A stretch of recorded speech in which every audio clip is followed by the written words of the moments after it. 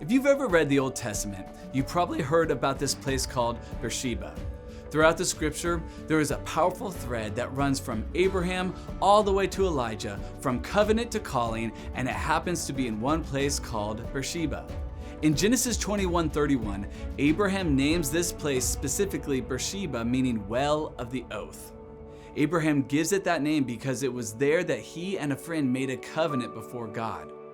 At that moment, this place called Beersheba becomes a landmark of promise.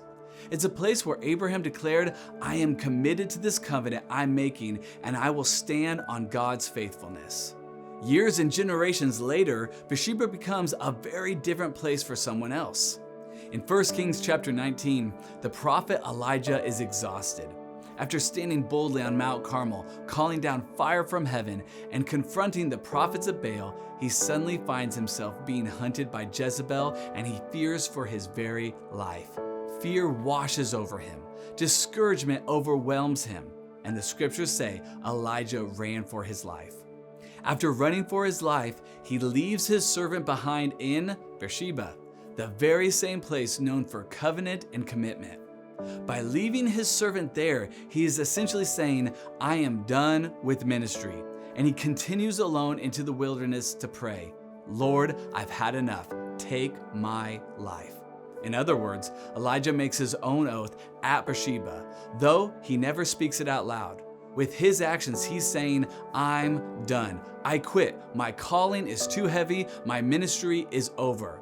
But God wasn't done with Elijah. After meeting Elijah in his despair, God gives him rest, food, and a gentle whisper of his voice, and he sends Elijah back the way he came.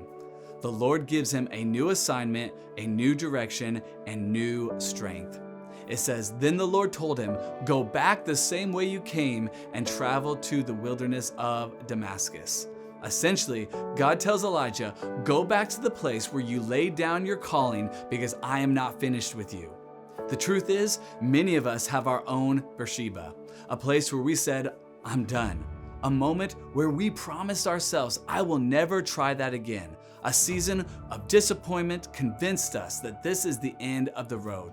But there's a warning and an encouragement in this verse. The first is to be careful what oaths you're making in seasons of exhaustion, fear, or hurt, because they will rarely line up with God's calling on your life.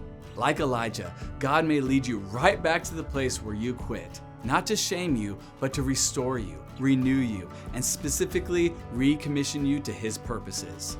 God didn't let Elijah's oath of quitting cancel his calling, and He won't let your temporary discouragement rewrite His eternal purposes for your life.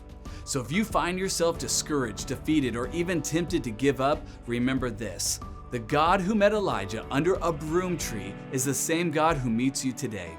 He whispers, "Get up, I still have work for you to do."